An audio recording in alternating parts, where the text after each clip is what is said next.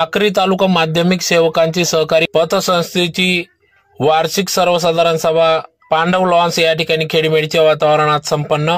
याबाबत वृत्त असे की साक्री तालुक्यातील देसले हॉस्पिटल मागे असलेल्या पांडव लॉन्स या ठिकाणी साक्री तालुका माध्यमिक सेवकांची सहकारी पतसंस्थेची आज वार्षिक सर्वसाधारण सभा दुपारी 2 वाजता पार पडली।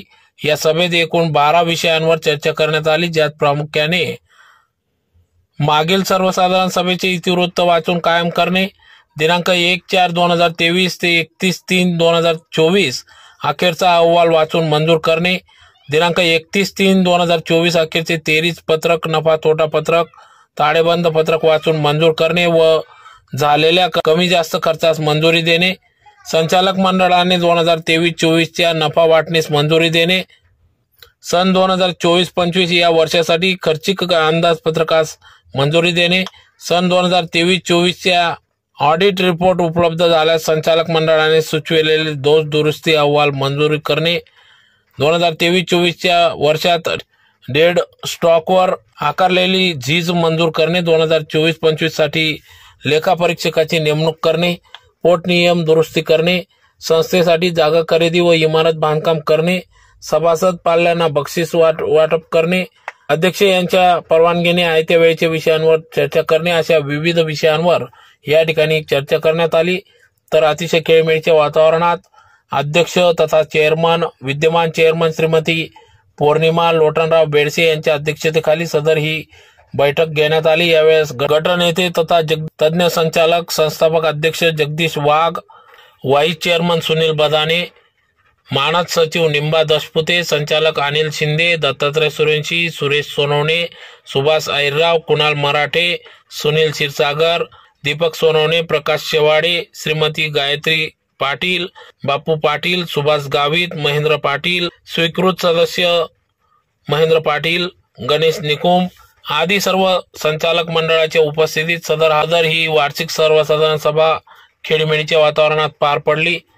तर या पतसंस्थेचे एकूण 494 सभासद असून त्यात मयत व राजीनामे 48 सदस्यांनी दिले असून आता सध्या 577 सभासद असून अतिशय उत्कृष्टपणे सदर साक्री तालुका माध्यमिक सेवकांची सहकारी पतसंस्था ही कार्य करीत असून 2023-24 साठी अवर्गचा दर्जा प्राप्त झाला आहे। तर दिवाळी व सणानिमित्त 5,000 रुपये प्रासंगिक कर्ज या ठिकाणी दिले जाते। त्याचबरोबर SSC, HSC scholarship, CET, JEE या सर्व सभासदांच्या पाल्यांचा या ठिकाणी सन्मान सत्कार करण्यात आला। तर त्याचबरोबर या ठिकाणी या पतसंस्थेमार्फत कन्यादान योजना, नैसर्गिक मृत्यू विमा, कर्जमुक्ती नैसर्गिक मृत्यू विमा योजना, गट विमा, अपघात विमा योजना या योजना या ठिकाणी सुरू असून याचा लाभ सर्व सभासद घेत आहेत। तर अतिशय खेळीमेळीच्या वातावरणात सदर ही वार्षिक सर्वसाधारण सभा पार पडली।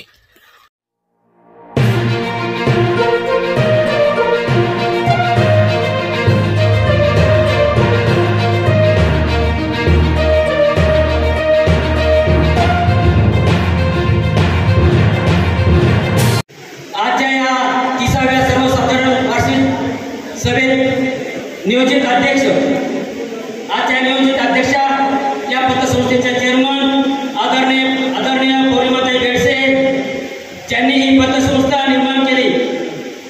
या पतसंस्थेचे संस्थापक अध्यक्ष आदरणीय नानासाहेब जयंवार, या पतसंस्थेचे चालू वर्षाला व्हाईस चेअरमन असलेले आमचे सन्मित्र आदरणीय सुनीलजी बदाने सर, त्याचप्रमाणे व्यासपीठावर उपस्थित असलेले सर्व संचालक बंधू आणि भगिनी, समोर बसलेले माझे सभासद बंधू भगिनी, इथे उपस्थित असलेले तालुक्यातून आलेले सर्व मुख्याध्यापक, त्याचप्रमाणे या पतसंस्थेमध्ये ज्यांनी गेल्या अनेक वर्षापासून सभासदत्व स्वीकारलं आणि होते आणि आहेत, काही आता निवृत्त झाले, त्याचा सत्कार या ठिकाणी सगळे निवृत्त शिक्षक बंधू भगिनी आणि पत्रकार बंधू भगिनी, गेल्या या 30 वर्षाचा जर कालखंड पाहिला आपण, सुरुवातीच्या काळामध्ये ज्यावेळेस आपल्या पुढे पद नव्हती, पुढे पैसा मिळत नव्हता, आजही आपण पाहतो ज्या नॅशनल बँकांमध्ये जेव्हा कर्ज घ्यायला जातो, कर्ज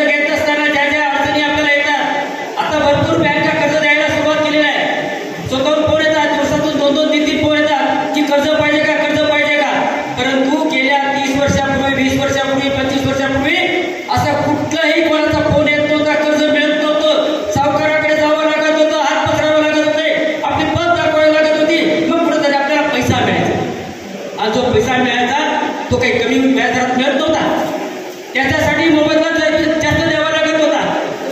प्रसंगी व्यक्ती त्या कर्जापायी आत्महत्या केली असेल, कंगाल झाला असेल, कुटुंब उद्ध्वस्त झाले. विना अनुदानाच्या काळामध्ये ज्या वेळेस या साक्री तालुक्याच्या याच्यामध्ये जे काही संघर्ष झाले, त्या संघर्षामध्ये अग्रगण्य नाव घेतलं जाईल ते म्हणजे नानासाहेब जेनवार. आणि मी का म्हणतो, गेल्या शेकडो सभासदांना याचा फायदा झालेला आहे. ही पतसंस्था निर्माण करत असताना 111 सभासदांवर ही पतसंस्था निर्माण केली. 111 सभासदांना ज्यावेळेस पतसंस्था निर्माण केली त्यावेळेस केलेल्या आपल्या तालुक्यातल्या शाळांचे मुख्याध्यापक असतील, सभासद असतील, यांचंही योगदान नानांवर ते नाकारत नाही. हे करत असताना त्यांना जी साथ मिळाली, जे आज भाग आहे पतसंस्था ओपन झाल्यापासून तर आतापर्यंत ज्या पतसंस्थेचा अतिशय पारदर्शक कारभार ज्यांनी ठेवलेला आहे ते म्हणजे तात्यासाहेब दशपुते. त्यांनाही नाकारता येणार. त्यांचा स्वभाव कडक जरी असला तरी पतसंस्थेच्या हितासाठी आहे. नानासाहेब कधी मवाळ, कधी कडक, कधी काय, जे बी असतील ते स्थानिक स्वराज्य संस्थेमध्ये या गोष्टी करतात. कोणाची अडचण असेल, कोणाचं काय असेल, याच्यासाठी थोड्याफार गोष्टी वेगळ्या कराव्या लागतात.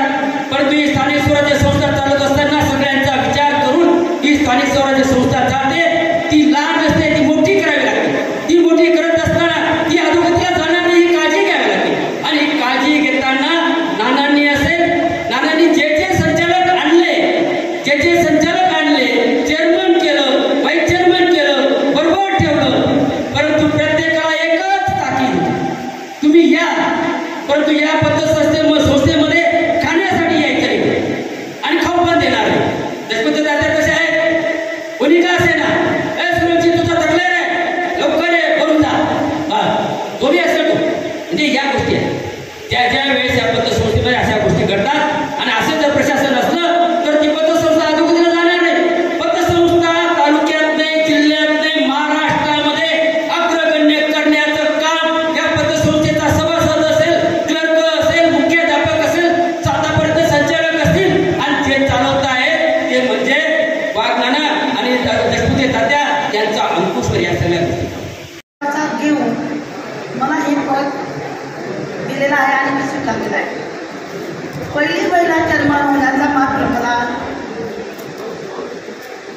सन्मान मिळालेला आहे आणि त्यासाठी मी सर्वांची ऋणी आहे आणि सर्वांचे आभारी पण सुद्धा आहे.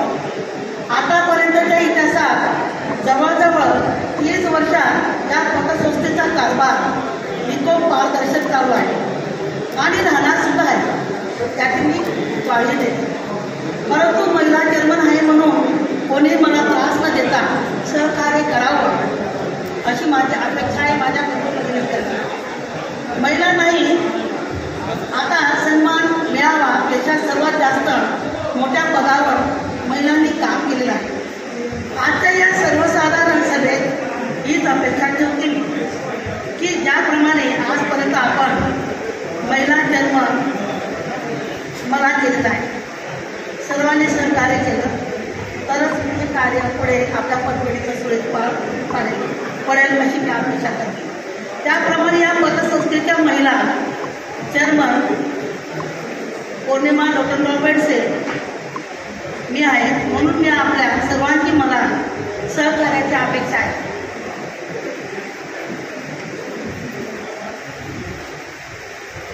सन्माननीय व्यासपीठ, सन्माननीय सभासद बंधू भगिनींनी, आजच्या वार्षिक सर्वसाधारण सभेला आपण उपस्थित राहिला आपणा सर्वांच्या संचालक मंडळाच्या वतीने हार्दिक स्वागत करते. 30वा वार्षिक अहवाल सादर करताना मला अतिशय आनंद होत आहे. आपण सर्वांच्या सहकार्याने संस्थेची होत असलेली उत्तम अशी प्रगती होईल. अहवालासोबत संस्थेच्या प्रगतीचा आढावा दर्शविणारा तक्ता आपल्याला सांगतो. पुन्हा आपले स्वागत स्वागत स्वागत. पुढचा मुद्दा आहे 31 मार्च 23 594 वर्षात वाढ झालेली आहे. निवृत्त मयत व राजीनामे 48 स्वल्पविराम 31 मार्च 2024 पर्यंत 577 आहे. पुढचा मुद्दा आहे सहभागी शाळा. तालुक्यातील 63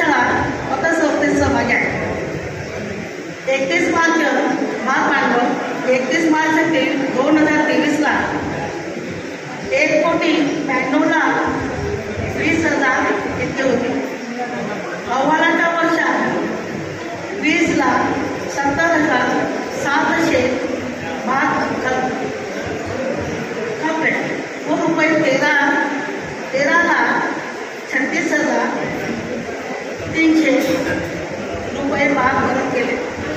31 मार्च 2024 अखेर भाग भांडवल रुपये 1,99,54,400 रुपये आहे. पुढील मुद्दा सभासद वर्गणी. अहवालाच्या वर्षात रुपये 2,98,85,854 रुपये वर्गणी जमा झाले आहे. अहवाल वर्षात 1,12,28,343 रुपये वर्गणी परत केली. दिनांक 31/3/2024 अखेर रुपये 11,53,997 रुपये जमा आहे. जमा वर्गणीवर यावर्षी व्याज 9% दिलेले आहे. पुढील मुद्दा मुदत ठेवी. अहवालाच्या वर्षात 7% व्याज दराने सभासदांकडून ठेवी मिळाली. दिनांक 31 मार्च 2024 अखेर अहवालाच्या वर्षात जामीनकी कर्ज 12,71,11,000 रुपये देण्यात आले असून 31 मार्च 2024 अखेर 24,42,19,000 रुपये जामीनकी कर्ज देणे बाकी आहे. तसंच मध्यम मुदत कर्ज अहवालाच्या वर्षात मध्यम मुदतीचे कर्ज लेखनी आणि चतुर्थ श्रेणीसाठी 75,000 रुपये व मुख्याध्यापक शिक्षकांसाठी 1,00,000 रुपये असे एकूण 24 हप्त्यांचे कर्ज सुरू ठेवण्यात आले असून अहवाल वर्षात 2,00,000 रुपये कर्ज देण्यात आले असून 31 मार्च 2024 अखेर 3,57,000 रुपये मध्यम मुदत कर्ज देणे बाकी आहे.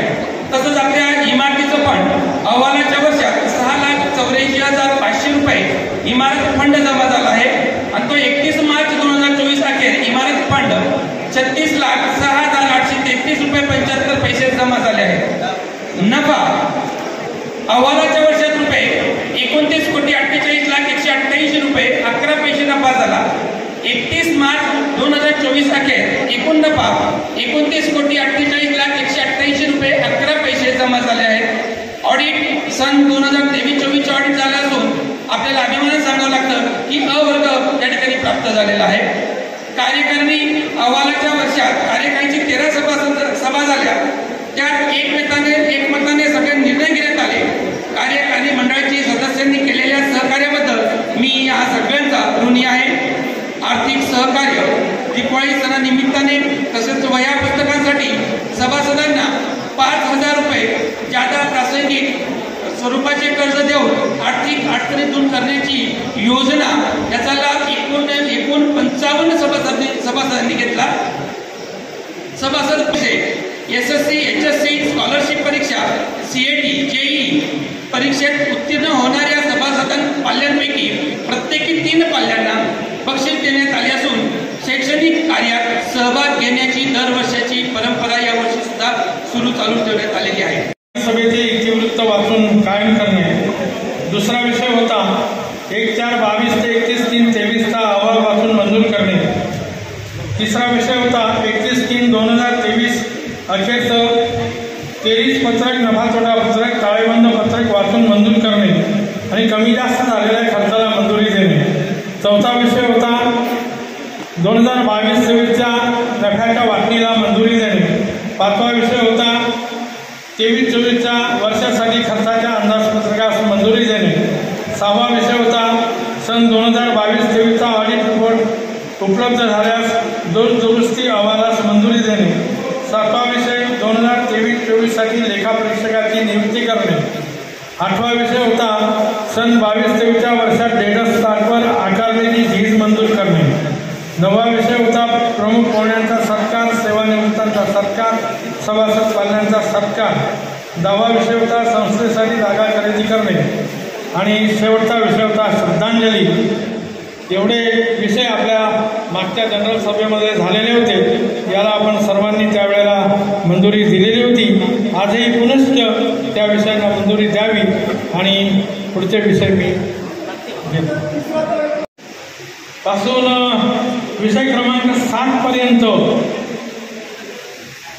आपल्याला प्रत्येकाला अहवाल पाठवण्यात आलेले आहेत. आपण त्याचा अभ्यास केलाच असेल. या सर्व विषयांना आपण मंजुरी द्यावी अशी मी आपल्यापुढे नम्र विनंती करतो. आठवा विषय जो होता लेखा परीक्षकाची नेमणूक करणे. यावेळेला पुन्हा DM बोथरा यांचं मागणीपत्र आपल्याकडे एकमेव आलेलं आहे आणि आपण त्यांच्या मागणीला मंजुरी द्यावी नेमणुकीसंदर्भात अशी मी आपल्या सर्वांना विनंती करतो. घेऊ पुढचा विषय. यानंतर पोटनियम दुरुस्ती करणे हा एक विषय, तोही अहवालामध्ये आपण छापलेला आहे. त्याच्यात जे होते विषय, काही विषय आपल्या मागच्या मिटिंगला झालेले होते. प्रकरण पाठवलं होतं मंजुरीसाठी, परंतु काही त्रुटी निघाल्यामुळे पुनश्च ह्या वेळेला टाकावं लागलं आणि म्हणून पुन्हा ते टाकलेले आहेत. याच्यामध्ये भागभांडवल वाढवण्याचं आहे. नंतर आपण जी वर्गणी 2000 रुपये केलेली आहे तिलाही मंजुरी मागच्या मीटिंगमध्ये आपण घेतली होती, पण राहून गेलं. एक नामंजूर केलं, पूर्णच नामंजूर करून मोकळं करून दिलं त्यांनी, त्यामुळे ते राहून गेलं. आणि कर्जमुक्ती फंड उभारणीचा विषय मागच्या वेळेला आपण डिटेलमध्ये या ठिकाणी सांगितला होता. तसाच डिटेलमध्ये आता सुद्धा या ठिकाणी छापलेला आहे. तर या पोटनियम दुरुस्तीलाही आपण मंजुरी द्यावी अशी मी आपणास विनंती करतो. एक गोष्ट, कर्जमुक्ती फंड मृत्यू, एक मिनिट, कर्जमुक्ती फंड, मृत्यू फंड आणि नैसर्गिक मृत्यू फंड या तिन्ही बाबी वेगळ्या आहेत, हे आपण सर्वांनी लक्षात घ्यावं. माजी 3 वर्षे चेअरमन असलेले महेश मराठे यांनी मांडलेला आहे. ते 7 वर्ष संचालक होते. त्यांचे वडील ज्ञानेश्वर नाना हे माझ्याबरोबर पहिले 5 वर्ष संचालक होते. 7-5-12 वर्ष. त्यांचे भाऊ कुणाल गांगुर्डे हे माझ्याबरोबर 5 वर्ष संचालक होते. 12-17 परत त्यांचे भाऊ संचालक आहेत. एकाच कुटुंबाकडे एवढी सत्ता येऊन एवढ्या दिवसामध्ये हे काय शिकले तिथं? सहकार कायदा काय शिकले मित्र? सहकार कायद्यामध्ये 2 सभा असतात, मासिक मीटिंग आणि जनरल सभा. मासिक मीटिंगमध्ये असलेले विषय किंवा मासिक मीटिंग ज्या विषयांना मान्यता देते ते काही विषय आपल्या जनरल सभेला येत नाही आणि ज्यांची आवश्यकता असते किंवा आपल्याला त्यांना पुढे पाठवायचं असतं त्या प्रश्नांची इथं उत्तरे घ्यावी लागतात. दुसरी गोष्ट, आता त्यांना जर असं वाटत असेल किंवा जनरल सभेमध्ये असं उत्तर दिलं, त्याचा ठराव गेला पाहिजे, तर आपण ऐन वेळच्या विषयामध्ये तो ठराव मांडू शकतो. हो, मांडू ना.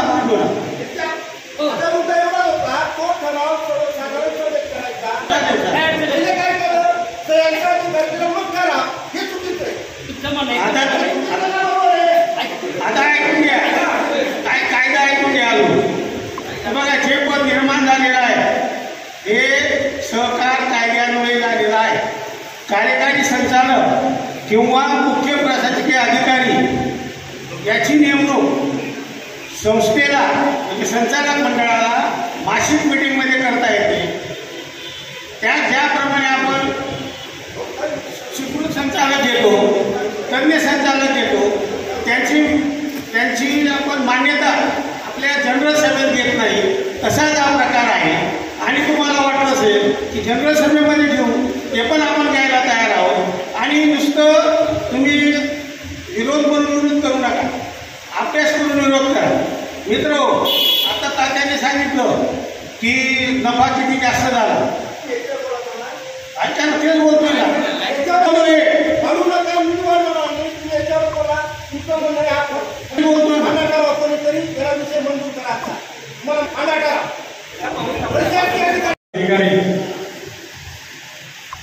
नेमणुकीबाबत ऐन वेळेच्या विषयांमध्ये ठराव आपण आणूया आणि संचालक मंडळाच्या ठरावानुसार संस्थेचे अध्यक्ष सन्माननीय नानासाहेब जगदीश वाघ यांची प्रशासकीय अधिकारीपदी नियुक्ती झालेली आहे आणि या नियुक्तीला आपली ही सभा मान्यता द्यावी, आपल्या या सभेने मान्यता द्यावी अशी विनंती मी आपल्यासमोर करतो.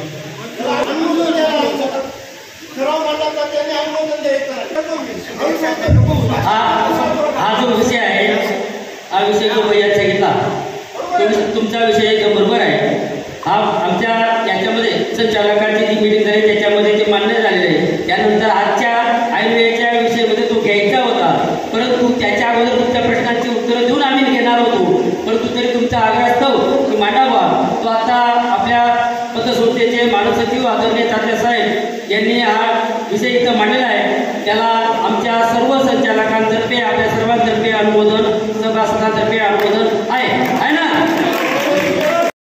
तर ही जी नेमणूक केलेली आहे, आता मित्र हो, एखाद्या सहीचा अधिकार मिळणं म्हणजे त्याचा फायदा असतो का?